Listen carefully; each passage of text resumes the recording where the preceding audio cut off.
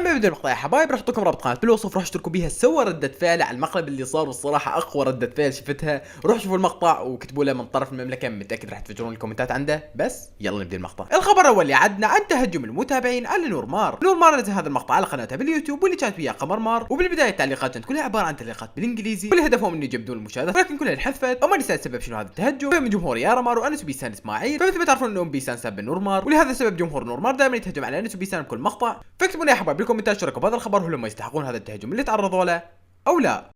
الخبر الثاني اللي عندنا عن مفاجآت اليوتيوبر، فاول يوتيوبر اللي عندنا هو يارا مار. فيارا نزلت على حسابها بالانستغرام شويه ستوريات، وبهذه الستوريات كانت كاتبه بيها انه اليوم الساعه 4 راح ينزل مقطع على قناه الجلادين. اما اليوتيوبر الثاني اللي عندنا فهو مملكه القصص وطارق الباشا، واخيرا نزول اغنيتهم الجديده اللي هي ديستراك على 3 يوتيوبر، راح اعطيكم جزء من عندها.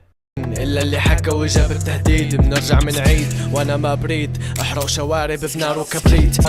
شلل اطراف اتكسرت، رفقا بين الصرامي من وراء الهبل، معلق سكيني بروسكن وسامو بقطعتكم تيكت. طبعا روحوا اسمعوا الاغنيه بالكامل على طارق الباشا، بعدين تعالوا اكتبوا لي بالكومنتات كيف تقييمكم لهذه الاغنيه.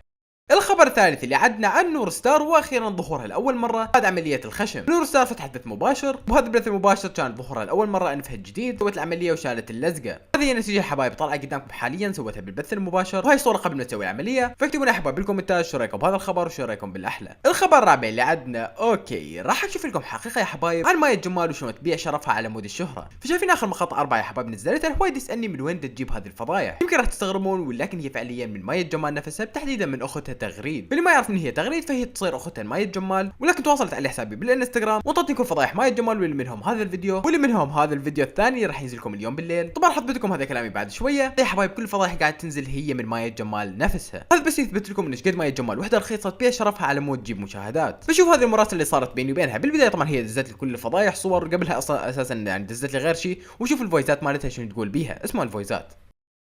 دلع يا حلو، يلا دلك انشر دلك انشر، حرين احنا، بدنا نتصور وبدنا نتشلح وبدنا ننزل، لا بروبلم، دلك انشر من هون لسنة.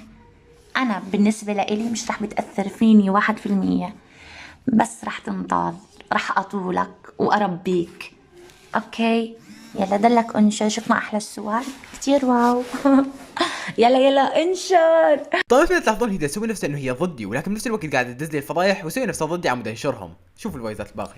يلا يا جاي، يلا بسرعة، زائد 18 اخت مايا الجمال. او ماي جاد، استغفر الله، فعلا ما اعرف شنو اقول الصراحه. لوين وصلنا الناس يبيعون شرفهم ويجيبون شويه شهره. طبعا بالنسبه لهذا الفيديو راح ينزل لكم اليوم بالليل، اذا ما طلعت هي واعتذرت شخصيا راح تنزل لكم الفضيحه بالكامل. فلا تنسون يا حبايب انه تفلون عليهم بالكومنتات. الخبر الخامس اللي عندنا عن انور مار ومحمد جواني والتقاهم ويا بعض. فمحمد جواني نزل على حسابه بالانستغرام شويه ستوريات، وبهذه الستوريات كان ويا انور مار وصار يغنون اغنيه خسرتي حالك، وشويه يمزحون. راح احط لكم الستوريات كامله حابين نشوفها.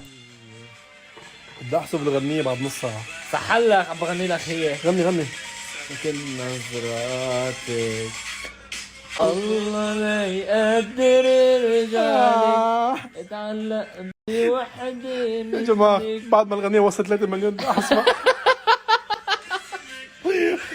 مزح انور حبيبي. هذا احلى وجديد. بدها تقول لي ابو يوسف كمان انت. صدمة عمري جواني وانور طلعوا رفقة من وراء ظهرنا اصدقاء. شلون هيك من ورا ظهرك؟ حيصوا ابوي يا زلمه، كنت عم تخونون. ايه شو التهديد؟ ما بعرف. اعطيه ضحكتك بعد اذنك. لا ما تطلع يا عم. وصلوا حبايب لا تنسوا رابط قناه الشخص، وبنفس الوقت الاغنيه بالوصف. وبس جاكم فيزا وختمة القصص، مع السلامه.